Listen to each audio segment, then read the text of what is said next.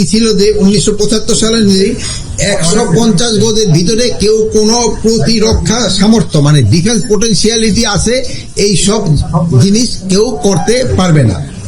2 number ছিল যে শূন্য লাইনের থেকে 150 গজের ভিতরে কোন উন্নয়নমূলক কাজ করতে গেলে একে অপরের থেকে সম্মতি নিতে হবে, কোন সম্মতি ছাড়া তারা এই কাজটা করতে পারবে না।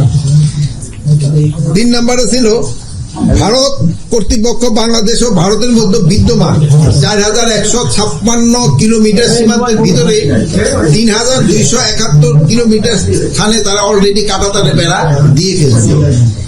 বাকি রয়েছে হলো 8885। আমি আবার বলছি 4156 কিলোমিটার সীমান্তের ভিতরে 3271 কিলোমিটার স্থানে তারা কাঁটাতারে বেড়া দেওয়া সম্পন্ন করছে। বাকি আছে 8885। এখন হচ্ছে কি আমাদের এখানে এই বিগত সরকারের আমলে 2010 সাল থেকে 2023 সালের ভিতরে এরা কতগুলি অসম কাজ যেটা মানে ইন্ডিয়ার করা উচিত হয় নাই, বাট আমাদের এই আগের সরকার তাদেরকে কতগুলি একটা সুযোগ দিয়েছে। এই সুযোগের ভিতরে এলো তারা প্রায় 160টা স্থানে মানে এক লেয়ার এলাকা কাঁটাতারের বেড়া দিছে, একটা ঝামেলা আছে। তারপর আবার 78টা স্থানে এখন পর্যন্ত আরেকটা ঝামেলা রয়ে গেছে। আর 5টা স্থানে আপনারা দেখছেন যে চলমান যেটা ঝামেলা দেখা দিতেছে, একটা হলো যে চাঁপাইনবাবগঞ্জে একটা, আর একটা হলো ওই 3 বিঘা করিডোরের ওখানে, আর একটা হলো নওগাঁ একটা পত্নীতলার ওখানে একটা আছে, আর একটা হলো কি লালমনিরহাটে। এই জায়গাগুলিতে কিন্তু এই রিসেন্টলি একটুখানি সমস্যা দেখা দিচ্ছে। তো আমাদের বিএসএফ আর এই বিডিআর এর ভিতরে বিজিবির ভিতরে একটা আলোচনা হয়েছে এবং আমাদের বিজিবি শক্ত অবস্থান নেওয়ায় তারা এই জায়গা থেকে কাজ বন্ধ করতে বাধ্য হয়েছে। কিন্তু এখানে একটা বড় সমস্যা হয়েছে, যেহেতু আগের সরকার এখানে কিছু কিছু জায়গায় তারা ইন রাইটেন তারা লিখিত দিয়ে গেছে, এই জায়গায় এটা করতে পারবা, এই জায়গায় এটা করতে পারবা, বাট যেগুলি তাদের দেওয়াটা উচিত হয় না। এর ভিতরে একটা বড় সমস্যা দেখা দিচ্ছে আপনাদের 3 বিঘা করিডোরের ওখানে। যে 3 বিঘা করিডোরটা জানেন আপনারা, ওটা ওই 74 সালে কিন্তু যে বেরুবাড়ি চুক্তি হয়েছিল, ওই বেরুবাড়ির চুক্তির সময় কিন্তু আমরা কিন্তু বেরুবাড়ি দিয়ে দিছি, আমাদের পার্লামেন্ট এটা রেটিফাই করছে।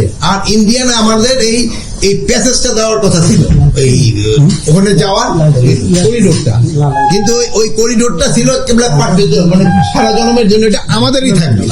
কিন্তু আমরা দিয়ে দিছি, কিন্তু ওরা পার্লামেন্টও রেটিফাই করে নাই, এই জায়গাটা আমাদের দেয়ও না। এরা করছে নাকি এটা মাঝে মাঝে করে, আগে ছিল 1 ঘন্টা খুলতো 1 ঘন্টা বন্ধ করতো, তারপরে একবার 6 ঘন্টা খুলতো 6 ঘন্টা বন্ধ করতো, তারপরে রাত্রে পুরাটাই বন্ধ থাকতো। পরে লাস্ট অফ অল এরা পরে 2010 সালে একটা চুক্তি করা হয়, এটা বলা হয় যে এটা পুরাটা আমরা সবসময় 24 ঘন্টা খোলা থাকবে, ইউজ করতে পারবো। কিন্তু এটার পরিবর্তে একটা বিরাট ঝামেলা করছে, ওই যে আমাদের যে জায়গাটা আছে যে অঙ্গরপোতা এখন তাহাগ্রামে, ওখানে ওই 0 লাইনের উপরে বলছে যে তারা দিতে পারবে। 0 লাইনের থেকে যে 150 গজ দূরে যে কাঁটাতারে বেড়া দেওয়ার কথা, বাট ওই জায়গার ক্ষেত্রে দিয়ে দিছে যে 0 লাইনের উপরে তারা কাঁটাতারে মানে ফেন্স করতে পারবে। এই জন্য এখানে একটা বড় ধরনের সমস্যা হচ্ছে। এখানে ওখানে ফেন্স করতে গেলে আমরা বাধা দেয়, বাট লিগেলি আমাকে বাধা দেওয়ার নাই, যেহেতু আমরা অলরেডি এটা এখানে সিগনেচারি আমরা সাইন করছি। এখন এখানে 2 ধরনের সমস্যা, যদি আমরা ওখানে বেশি দিলে তোরা আবার ওই প্রবেশের ক্ষেত্রে একটা ঝামেলা করে। বর্ডারের অবস্থা ছিল এরকমই মোটামুটি, কিন্তু আমাদের বিজিবির সাথে আমাদের জনগণ খুব শক্ত অবস্থান নেওয়ায় এরা কিন্তু অন্যান্য জায়গা থেকে কাজ তারা বন্ধ করতে বাধ্য হয়েছে। এই জন্য আমি বিজিবি এবং আমার বাংলাদেশের জনগণকে আমি অনেক অনেক ধন্যবাদ জানাই যে তাদের এই শক্ত অবস্থানের জন্য। প্লাস আমি আপনাদের মাধ্যমে ওই জায়গায় যারা সাংবাদিক আছে তাদেরও ধন্যবাদ জানাই, তারা এই জিনিসটা কিন্তু ভালোভাবে ফুটাই উঠিয়েছে যে এইটা আমাদের বিজিবি এবং আমার জনগণ খুব ভালোভাবে এটা করছেন, এবং আমাদের সাংবাদিকরাও কিন্তু এতে আমাদের পূর্ণ সহায়তা করছে। এইটাই ছিল আজকে মেইন আলোচনা।